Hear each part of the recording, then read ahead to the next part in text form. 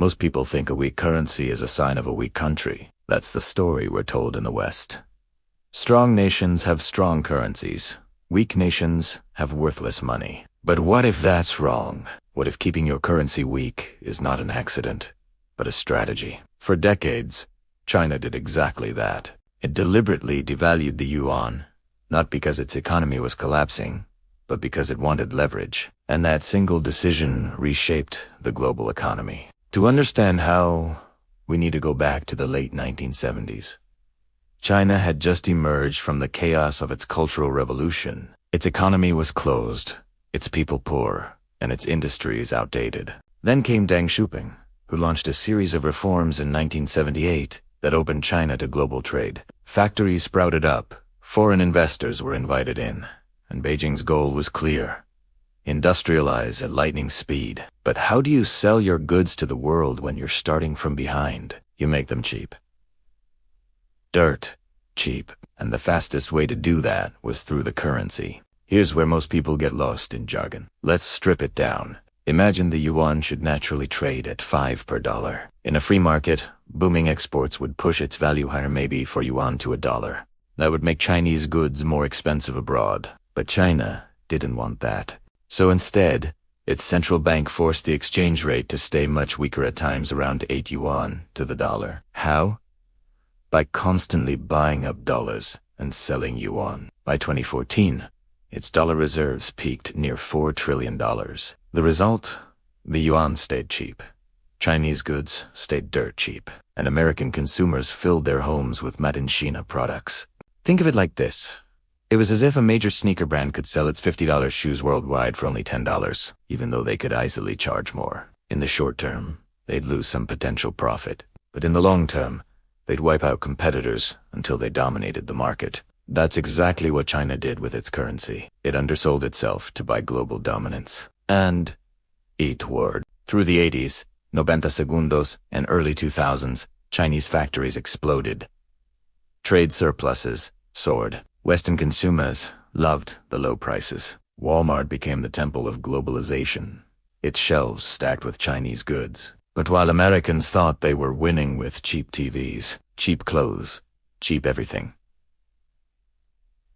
real winner was China. The cheap yuan made exports unstoppable. The dollars earned from those exports were then recycled back into U.S. Treasury bonds, financing America's own debt. While Americans enjoyed the illusion of cheap abundance, they were also borrowing back their own dollars from China, who was quietly accumulating power. This is the part the West misunderstood. A weak currency didn't mean weakness. It meant strategy. By keeping the yuan low, China didn't just sell more stuff. It bought time to industrialize, to build infrastructure, and to pull hundreds of millions of people out of poverty. It was playing a long game while its competitors congratulated themselves on short-term bargains. But a strategy like this always creates enemies. In Washington, politicians began accusing Beijing of currency manipulation.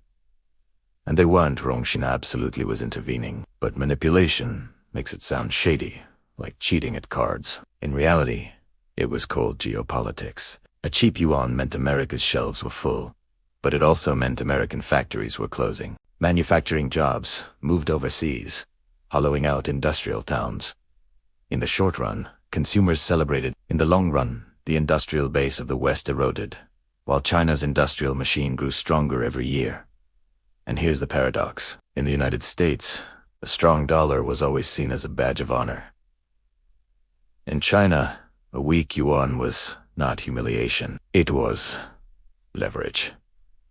By sacrificing the prestige of a strong currency, Beijing gained the substance of industrial and geopolitical power. Of course, this couldn't last forever. By 2005, Beijing started allowing the yuan to gradually appreciate, just enough to quiet its critics. Why? Because the job was done. By then, China didn't need a dirt-cheap currency to dominate exports. It already owned the factories, the infrastructure, and the skilled workforce. The weak currency had been a ladder. Once China had climbed it, it could afford to kick it away. But the playbook didn't die. It simply evolved. Instead of relying only on currency, China began applying the same principle to entire industries. Subsidize heavily, sell cheap, flood the market, crush the competition, and capture the supply chain. Steel, solar panels, electric vehicles, the sectors change, but the logic stays the same. Short-term sacrifice for long-term dominance. Today, China is pushing for more trade in its own currency and has even developed a digital yuan, aiming to leapfrog traditional payment systems. The dream is no longer just to sell goods cheaply. It's to create a world where the yuan itself is a global reserve currency, just like the dollar. The lesson is clear. Don't mistake the number on an exchange rate board for the real story. A weak currency doesn't always mean weakness. Sometimes it means strategy. And history shows that strategy wins. Money is never neutral. It is always